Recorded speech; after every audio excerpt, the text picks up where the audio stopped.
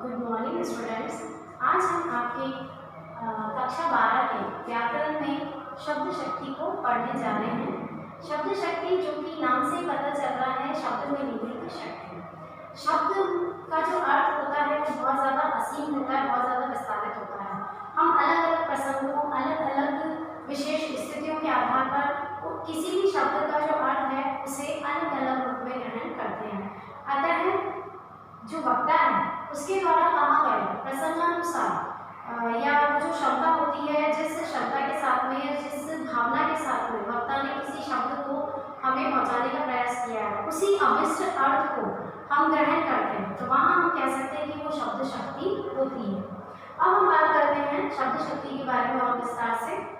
कवि शिरोमणि चिंतामणि इन्होंने कहा है, जो सुनी परे सो शब्द है।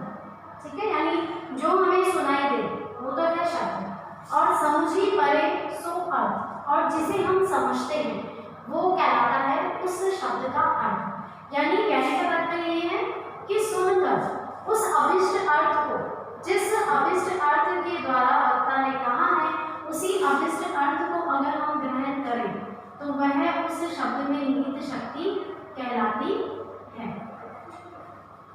शब्द का कोई निश्चित और नित्य अर्थ नहीं होता, यानी किसी भी शब्द का हम ये कहें कि कोई एक शब्द लिया और हम ये कहें कि उसका कोई निश्चित अर्थ है, नहीं होता। किसी भी शब्द का निश्चित और नित्य अर्थ नहीं हो सकता। एक शब्द को हम अलग अलग परिस्थितियों में, अलग अलग प्रसंगानुसार अगर काम में लेते हैं तो उस शब्द का उस समय अर्थ जो है वो बदल जाता है, और वो जो अर्थ बदलना है वही उसकी शब्द शक्ति बनती है। वक्ता, श्रोता, देश, काल, चेष्टा, सन्निधि। सन्निधि का मतलब है कोई तीसरा व्यक्ति अगर वहाँ उपस्थित है और उसके बारे में हम कोई बात कर रहे हैं।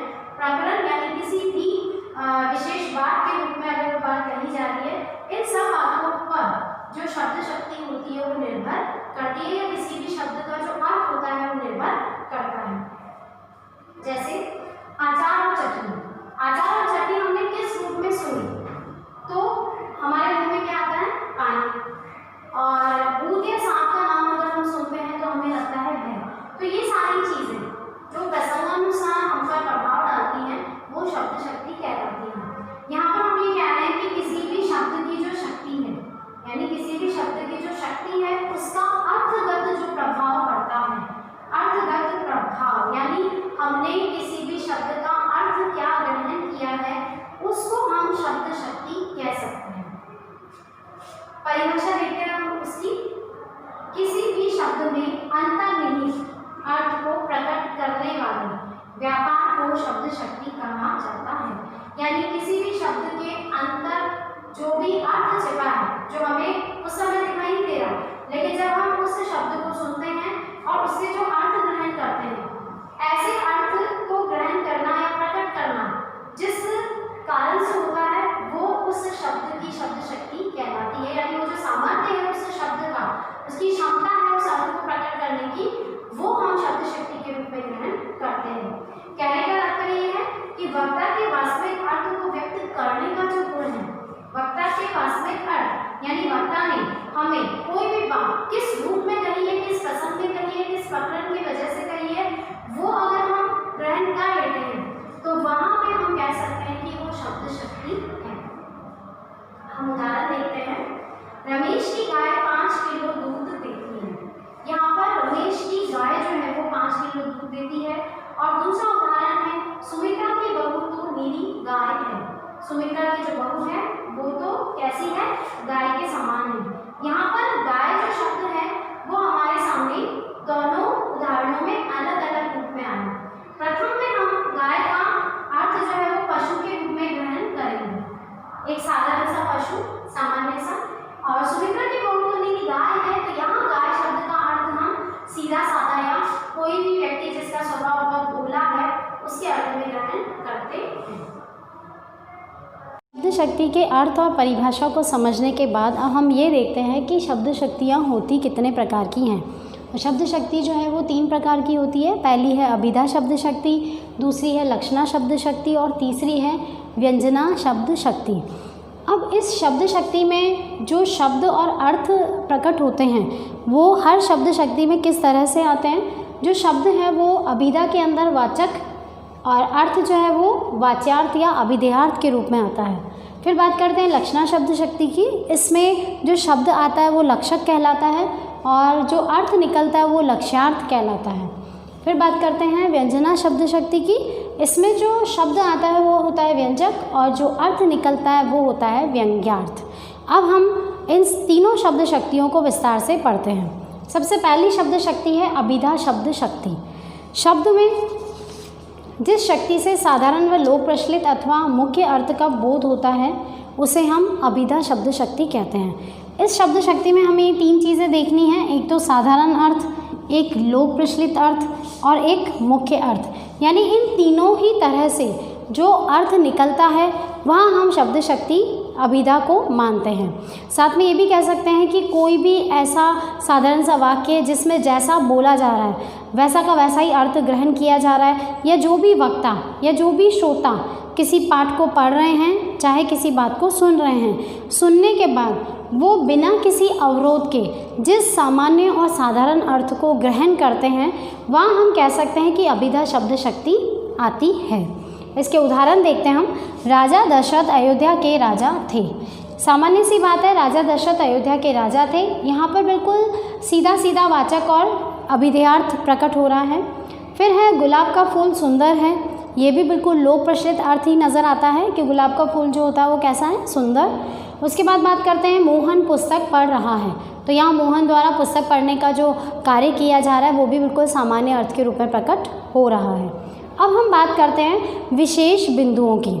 सबसे पहला विशेष बिंदु है कि कभी कभी उत्प्रेक्षा अलंकार, हमने पिछली कक्षा में उत्प्रेक्षा अलंकार भी पढ़े थे, अलंकारों के बारे में मैंने आपको विस्तार से समझाया था। तो उत्प्रेक्षा अलंकार जो हैं उसके पदों में भी हमें कहीं कहीं अभिधा शब्द शक्ति नज़र आती है। मैंने यहाँ लिखा है प्राय। हम ये नहीं कह सकते कि उत्प्रेक्षा अलंकार में हमेशा ही शब्द शक्ति के रूप में हम अभिधा को ही मानेंगे, लेकिन हम ये कह सकते हैं कि प्राय अभिधा शब्द शक्ति उसमें प्रकट होती है। क्यों? क्योंकि उसका जो मुख्य अर्थ होता है उसके माध्यम से हमें लोक प्रचलित या साधारण अर्थ की ही प्राप्ति होती है। जैसे हम उदाहरण देखते हैं। सोहत ओढ़े पीठ पटु श्याम सलोने गात मानहु नीलमणि शैल पर आतप पर्यो प्रभात। यहाँ पर जो वर्णन है वो है कृष्ण के रूप सौंदर्य का, कि उन्होंने पीले रंग के वस्त्र धारण कर रखे हैं और उन्होंने जो पीले रंग के वस्त्र पहने हैं उससे उनका जो रूप सौंदर्य है, जो उनका शरीर है वो बहुत ही सुंदर सलोना लग रहा है। मानव यानी मानो की जो नीलमणि पर्वत है उस पर क्या पड़ रहा है, प्रभात या धूप या प्रकाश पड़ रहा है। क्यों? क्योंकि नीलमणि जो है वो नीले रंग की है। तो कृष्ण का भी जो सांवला रंग है, आपने देखा होगा हम जब पोस्टर्स देखते हैं तो उसमें कृष्ण और राम का जो रंग बनाया जाता है वो नीला ही बनाया जाता है, जो कि सांवले रंग का प्रतीक होता है। तो यहाँ पर ऐसा लग रहा है जैसे नीलमणि पर क्या पड़ रहा है, प्रकाश पड़ रहा है, यानी सुनहरा प्रकाश पड़ रहा है। दूसरा देखिए, किसी पद में यमक अलंकार है तो वहाँ अभिधा शब्द शक्ति होती है। यानी जहाँ पर यमक अलंकार होता है वहाँ भी हम मान सकते हैं कि अभिधा शब्द शक्ति होती है, क्योंकि यमक अलंकार में एक ही शब्द 2 बार आएगा और दोनों बार उसका अर्थ अलग अलग आएगा। तो वो जो अलग अलग अर्थ है उसको हम साधारण या लोक प्रचलित अर्थ के रूप में ग्रहण कर सकते हैं। जैसे उदाहरण देखिए, कनक कनक। यहाँ पर कनक कनक शब्द जो है वो 2 बार आया और दोनों बार उसका अर्थ अलग है। एक तो है सोना, पहले में तो आएगा धतूरा और दूसरे में आएगा सोना। तो यहाँ पर ये जो 2 अर्थ निकले ये दोनों अर्थ लोक प्रचलित और सामान्य अर्थ ही हैं। अतः हम सारांश रूप में ये कह सकते हैं कि अभिधा शब्द शक्ति में साधारण और लोक प्रचलित अर्थ वक्ता या श्रोता के द्वारा ग्रहण किया जाता है, या वक्ता जिस रूप में कह रहा है उसी रूप में श्रोता उसे ग्रहण करता है, तो वहाँ हम अभिधा शब्द शक्ति मान सकते हैं। अब हम शब्द शक्ति का दूसरा भेद लक्षणा शब्द शक्ति के बारे में पढ़ते हैं। लक्षणा शब्द शक्ति की परिभाषा है जब किसी शब्द के मुख्यार्थ में बाधा हो, यानी जो सामान्य अर्थ निकलता है उसमें बाधा हो, या अभिष्ट अर्थ यानी जो चाहा गया अर्थ यानी वक्ता और श्रोता जो कहना और समझाना चाहते हैं का बोध न हो, तब अन्य अर्थ किसी लक्षण पर दीर्घकाल से माने जा रहे गूढ़ अर्थ पर आधारित होता है। लक्षण का अर्थ यहाँ पे हम अर्थ से लेंगे। कहने का तात्पर्य यह है कि जब किसी शब्द के मुख्यार्थ में बाधा होती है और हमें अभिष्ट अर्थ से भी प्राप्ति नहीं होती किसी भी सामान्य अर्थ की, तो वहाँ पर हम कह सकते हैं कि जो अन्य अर्थ हम काम में लेते हैं वो उसके लक्षण पर आधारित होता है और उसके लक्षण पर आधारित होने के कारण ही रूढ़ अर्थ निकाला जाता है। यानी रूढ़ का अर्थ जो पहले से ही प्रारंभ से ही प्रचलित है, पारंपरिक रूप में जो शब्द किसी के लिए भी निर्धारित किया गया है, तो उसके आधार पर हम निश्चित करते हैं, तो वहाँ हम लक्षणा शब्द शक्ति कह सकते हैं। लक्षणा शब्द शक्ति जो है दो प्रकार की होती है, पहली है प्रयोजनवती लक्षणा और दूसरी है रूढ़ा लक्षणा। प्रयोजनवती लक्षणा में जो शब्द शक्ति में अर्थ निकलता है वो अर्थ होता है लक्षण के आधार पर, यानी उसमें कौन सा गुण कौन सी विशेषता नजर आ रही है उसके आधार पर हम इसके अर्थ को देखते हैं। जैसे उदाहरण के लिए हम देखते हैं कि पुलिस देखकर चोर चौकन्ना हो गया, तो पुलिस देखकर यहाँ पर चोर क्या हो गया, चौकन्ना हो गया। तो हम चौकन्ना का अर्थ लेते हैं सावधान होना, सजग होना, सचेत होना या अपने आप को सुरक्षित करने के लिए कोई ना कोई उपाय ढूंढ लेना। और अगर हम शाब्दिक अर्थ देखें तो चौकन्ना का जो शाब्दिक अर्थ वो है चार कान वाला। चार कान वाले का मतलब है कि वो और ज्यादा अधिक सुनता है या सामान्य से थोड़ा सा हटके है या अलग है। तो यहाँ पर सजग या सावधान होना तो जो पढ़ने पर सामान्य अर्थ निकल रहा है, लेकिन यहाँ पर चार कान वाला चौर, चौर शब्द जो है उसका अर्थ होता है चार, और यहाँ पे कन्ना शब्द जो है उसका अर्थ है कान वाला। तो यहाँ पर हम चार कान वाला यानी ज्यादा सुनने वाला या ज्यादा ध्यान देने वाला के अर्थ में लेते हैं, इसीलिए यहाँ पर प्रयोजनवती लक्षणा होती है। अब हम देखते हैं दूसरी रूढ़ा लक्षण। रूढ़ा लक्षण के अंदर जो अर्थ निकलता है वो रूढ़ी के आधार पर होता है। रूढ़ी शब्द का अर्थ हम ये ले सकते हैं कि जो शब्द किसी विशेष बात के लिए किसी विशेष कारण के लिए रूढ़ कर दिया गया, यानी किसी भी बात को समझाने के लिए हम उस शब्द को हमेशा उसी जगह पर काम में लेते हैं। जैसे उदाहरण है राजेश का पुत्र तो ऊंट हो गया, तो ऊंट सामान्य अर्थ निकाले तो एक सामान्य सा पशु है, लेकिन यहाँ इस वाक्य में हम राजेश का पुत्र तो ऊंट हो गया का अर्थ रूढ़ अर्थ लेंगे, वो है लंबा होना, यानी वो लंबा हो जाता है तो उसके लिए हम क्या कहते हैं कि तो ऊंट के जैसा हो गया, या किसी के लिए कहते हैं कि तो गधा है। तो वो सारे शब्द जो हैं इस तरह से रूढ़ माने जाते हैं। तो जहाँ पर इस तरह से वाक्य में रूढ़ अर्थ प्रकट होता है वहाँ पर हम लक्षणा शब्द शक्ति मानते हैं। अब लक्षणा शब्द शक्ति से संबंधित मुख्य बातें देख लेते हैं। लक्षणा शब्द शक्ति में हमेशा शब्द के मुख्य अर्थ में बाधा होगी। मुख्य अर्थ यानी जो सामान्य लोक प्रचलित अर्थ है वो अर्थ नहीं निकल के दूसरा अर्थ निकलेगा, फिर हम मुख्य अर्थ से संबंधित अन्य अर्थ निकलेगा जिसे हम लक्षणा कह रहे हैं। फिर तीसरा है अन्य अर्थ यानी लक्ष्यार्थ जो है उसको ग्रहण करने के पीछे कोई ना कोई रूढ़ी या कोई ना कोई प्रयोजन। प्रयोजन का अर्थ हम कारण से भी ले सकते हैं कि कोई ना कोई या तो उसका कारण होगा या फिर उसका कोई ना कोई रूढ़ी से या परंपरागत रूप से संबंधित होगा। तो ये सारा लक्षणा शब्द शक्ति से संबंधित है। अब हम कुछ और उदाहरण देखते हैं जहाँ पे लक्षणा शब्द शक्ति किस तरह से काम में ली जा रही है। पहला उदाहरण है सारा घर मेला देखने गया। यहाँ पर सारा घर मेला देखने गया, तो घर से तात्पर्य ये थोड़ी ना है कि मकान ही चला गया। सारा घर का मतलब है घर में रहने वाले जितने भी सदस्य हैं वो सारे कहाँ गए हैं, वो सब मेला देखने गए हैं। नरेश तो गधा है, यहाँ पर नरेश के लिए गधा शब्द काम में लिया गया है। तो गधा शब्द का अर्थ यहाँ पर हम उस चार पैरों वाले पशु से न लेकर उसका जो व्यवहार होता है उसमें जो विशेषता होती है वो होता है, जैसे हम उसे मूर्ख के रूप में संबोधित करते हैं, किसी को हम गधा कहते हैं, इसका अर्थ है कि आप उसे मूर्ख के रूप में संबोधित कर रहे हो। यहाँ पर भी ये लक्षण है। फिर है वह हवा से बातें कर रहा है, तो हवा से हम बातें कैसे कर सकते हैं, लेकिन यहाँ पर हवा से बातें करने का मतलब है कि कोई बहुत ही तेज गति से गाड़ी चलाकर जा रहा है तो उसके लिए हम कहते हैं कि वो तो हवा से बातें करने लगा। फिर है सैनिकों ने कमर कस ली। अब यह कमर कसने का अर्थ हम इस रूप में लेंगे कि जब हम किसी युद्ध के लिए या किसी काम के लिए अपने आप को तैयार करते हैं तो हम कहते हैं कि मैंने कमर कस ली है कि मैं ये काम बहुत अच्छे से करूँगा, तो उस आधार पर यहाँ पे सैनिकों ने कमर कस ली। तो इन सब के अंदर घर, गधा, हवा से बातें करना या सैनिकों ने कमर कस ली, इन सब में हम लक्षणा शब्द शक्ति को देखते हैं। अब हम आपकी तीसरी शब्द शक्ति पढ़ते हैं जिसका नाम है व्यंजना शब्द शक्ति। व्यंजना शब्द शक्ति में जब किसी शब्द का अर्थ न अभिधा से प्रकट होता है, यानी अभी हमने अभिधा शब्द शक्ति पढ़ी तो न तो उससे अर्थ प्रकट होता है, सामान्य अर्थ नहीं निकलता, और न ही लक्षणा से प्रकट होता है, यानी अभिधा और लक्षणा दोनों से ही बिल्कुल अलग अर्थ निकलता है, बल्कि कोई अन्य तीसरा ही अर्थ प्रकट होता है, तो वहाँ व्यंजना शब्द शक्ति आती है। एक बार फिर से देखते हैं, जहाँ पर किसी भी शब्द का न तो अभिधा से अर्थ प्रकट होता है और न ही लक्षणा से अर्थ प्रकट होता है, बल्कि कोई अन्य तीसरा अर्थ ही प्रकट होता है, कोई अन्य तीसरा अर्थ। जैसे हम बहुब्रीहि समास पढ़ते हैं उसमें भी हम देखते हैं कि कोई अन्य तीसरा अर्थ ही निकलता है, तो वहाँ पर व्यंजना शब्द शक्ति की तरह ही होता है। तो यहाँ पर भी हम ये कह सकते हैं कि जब हम अभिधा और लक्षणा दोनों से ही अर्थ को नहीं निकाल पाते हैं तो फिर वहाँ पर हम व्यंजना शब्द शक्ति मानते हैं। व्यंजना शब्द शक्ति का जो सामान्य अर्थ है वो होता है विकसित करना, स्पष्ट करना या रहस्य खोलना। व्यंजना शब्द शक्ति का जो सामान्य अर्थ है उसमें ही नाम पता चल रहा है विकसित करना, यानी आप सिर्फ एक वाक्य से सामान्य सा अर्थ ग्रहण नहीं कर सकते या किसी लक्षण के आधार पर, रूढ़ि या प्रयोजन के आधार पर कोई अर्थ नहीं निकाल सकते हो। किसी भी बात को स्पष्ट रूप से दिखाना, प्रदर्शित करना या फिर रहस्य खोलना। और रहस्य का मतलब है कि एक शब्द भी होगा तो उसमें बहुत सारी बातें छिपी हुई होती हैं। फिर है संदर्भ के आधार पर अलग अलग अर्थ प्रकट होते हैं।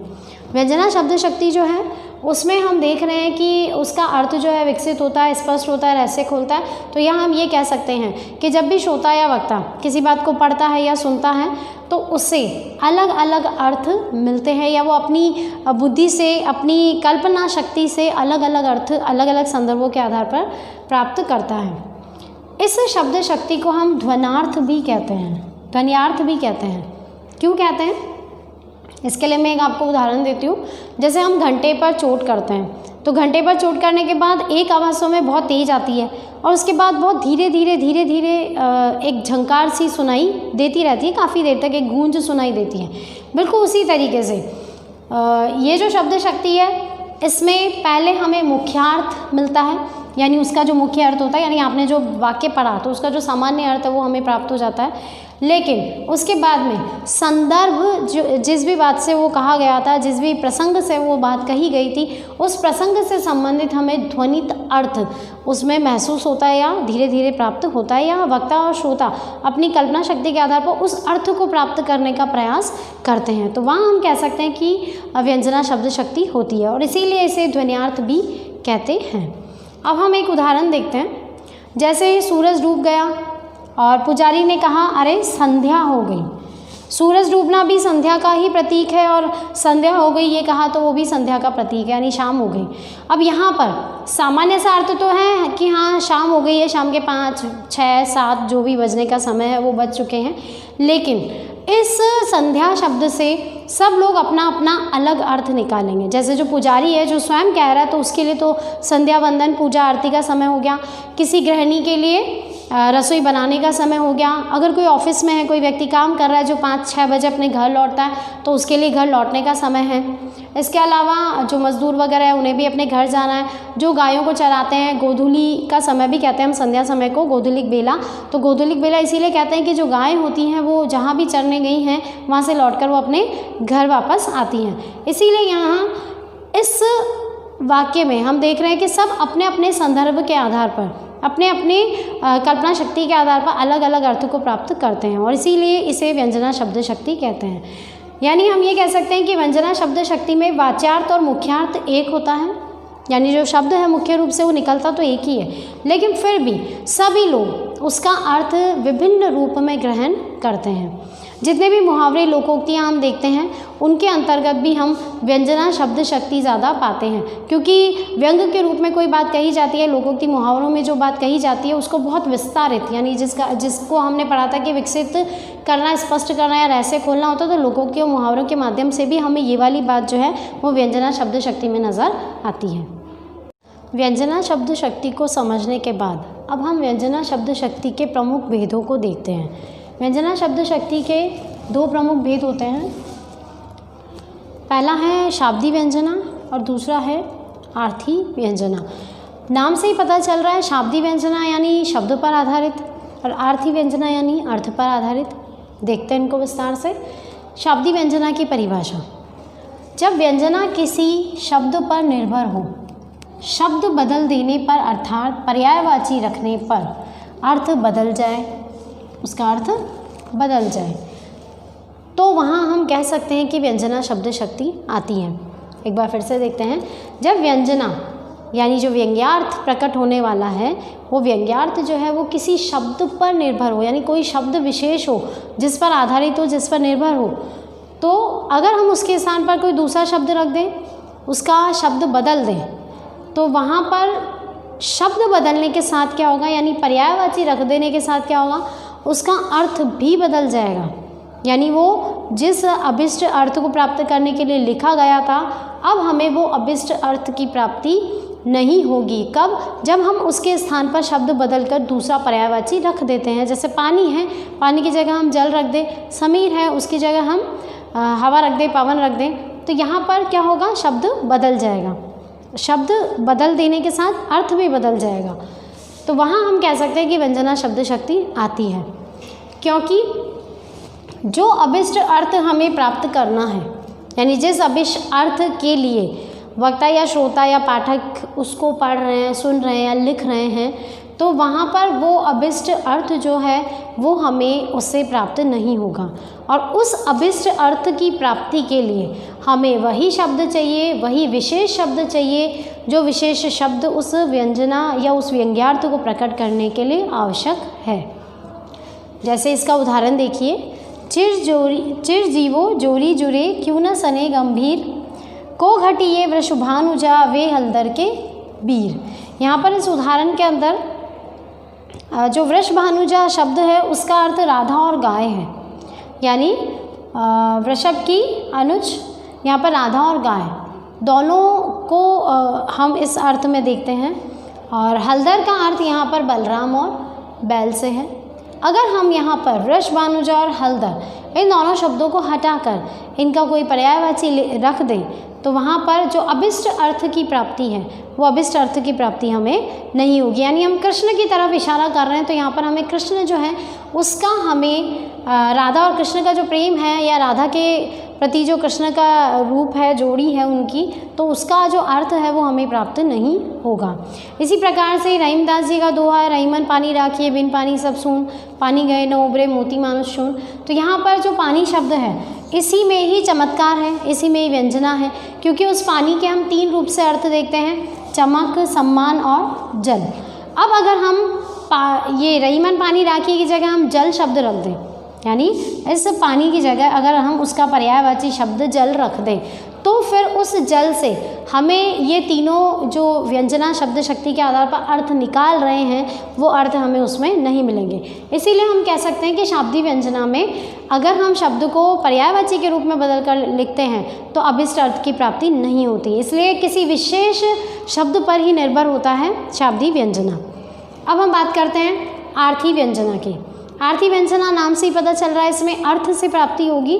जब शब्दार्थ की व्यंजना अर्थ पर निर्भर हो, यानी शब्दार्थ की व्यंजना जो है वो किसी अर्थ पर निर्भर हो, किसी भी शब्द का जब हम अर्थ निकाल रहे हैं उस पर निर्भर हो, तो उसका पर्याय रखने पर भी, जैसे हमने शाब्दिक व्यंजना में तो पर्याय रखा तो कोई फ़र्क पड़ा, यानी उसका अर्थ ही बदल गया।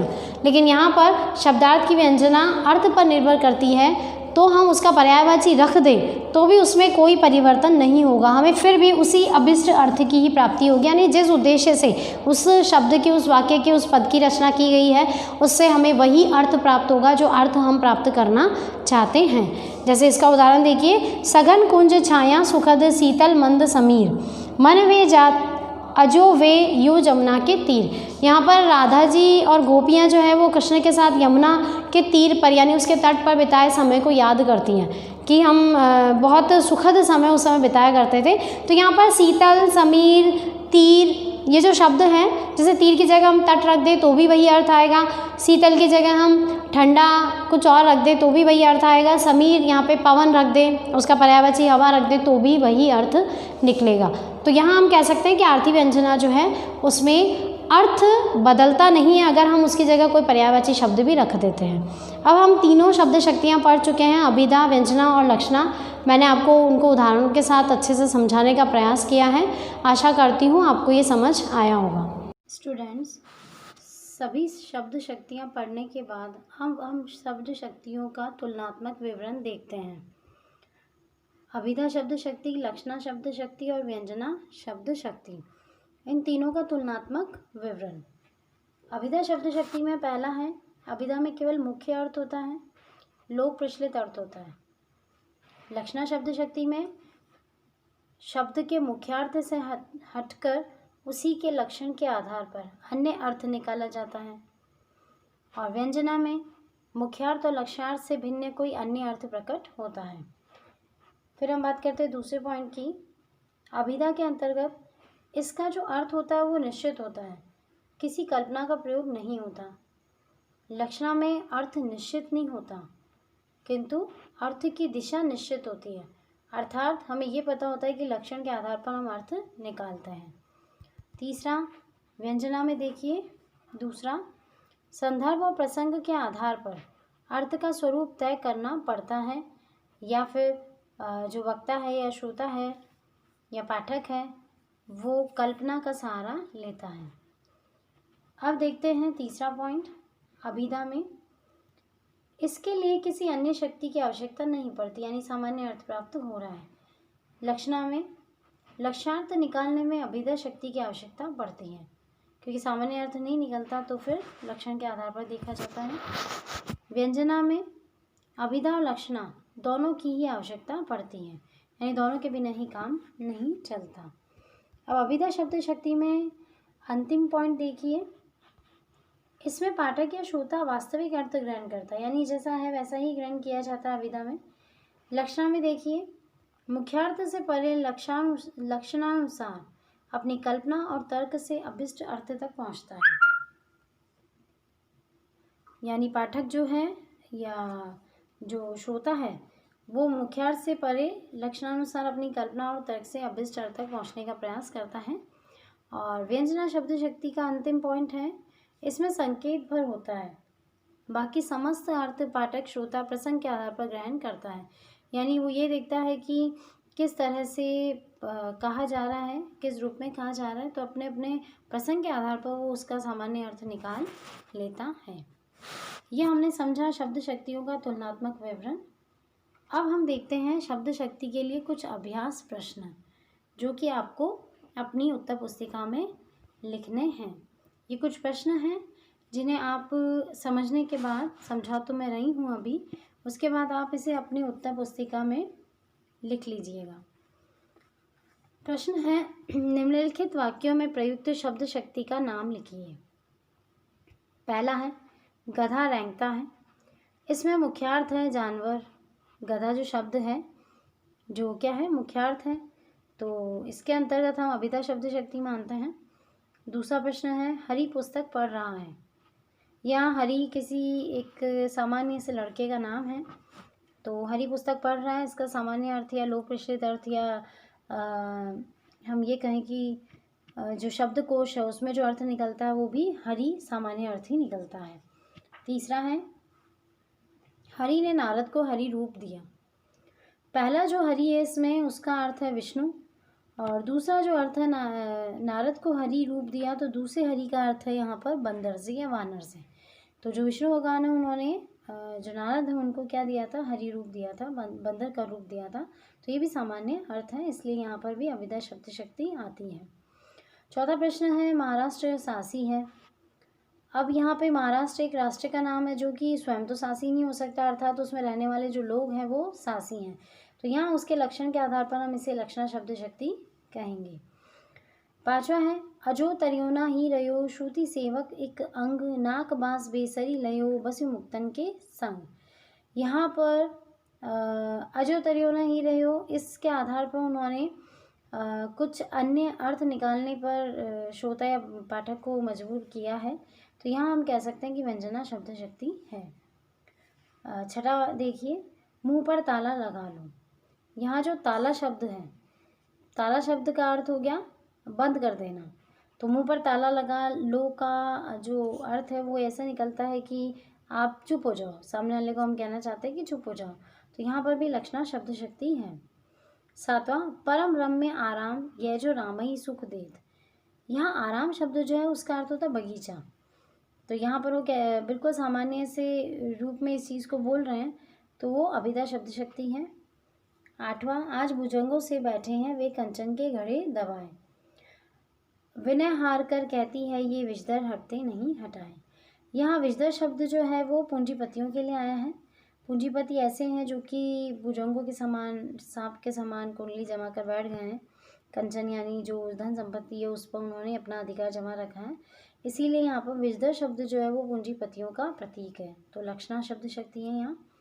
सघन कुंज छाया सुखद शीतल मंद समीर मन वे जात अजो वही वा जमुना के तीर।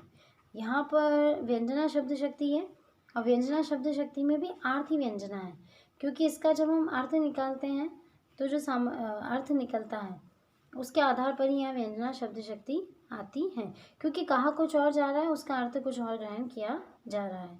10वां देखिए, पेट में आग लगी है। अब पेट में तो आग किस प्रकार से लग सकती है, अतः हम ये कह सकते हैं यहाँ पर लक्षणा शब्द शक्ति है, और तात्पर्य ये है पेट में आग लगने का मतलब है कि भूख लग रही है। पेट में आग का मतलब है भूख लग रही है। फिर है अगला 11वां, सारा घर तमाशा देखने गया है। यहाँ पर भी सारा घर तमाशा देखने गया है, तो पूरा घर तो जाएगा नहीं, यानी मकान उठकर स्वयं तो मेला देखने नहीं जाएगा। कहने का तात्पर्य ये है कि उसमें रहने वाले लोग जो हैं वो मेला देखने गए हैं। तो यहाँ पर भी लक्षणा शब्द शक्ति है। और अंतिम जो प्रश्न है वो है, कहती हुई यूँ उत्तरा के नेत्र जल से भर गए हिम के कणों से पूर्ण मानो हो गए पंकज नए। यहाँ पर अभिधा शब्द शक्ति है, क्योंकि मानो शब्द उत्प्रेक्षा अलंकार को संबोधित करता है, और हमने पढ़ा था कि जो उत्प्रेक्षा अलंकार है वो अभिधा के अंतर्गत ही आता है। तो ये हमारा जो शब्द शक्ति वाला पूरा व्याकरण का एक पाठ है वो समाप्त हो चुका है, और आशा करती हूँ आपको बहुत अच्छे से अभ्यास प्रश्न और तीनों शब्द शक्तियाँ समझ में आ गई होंगी। Thank you.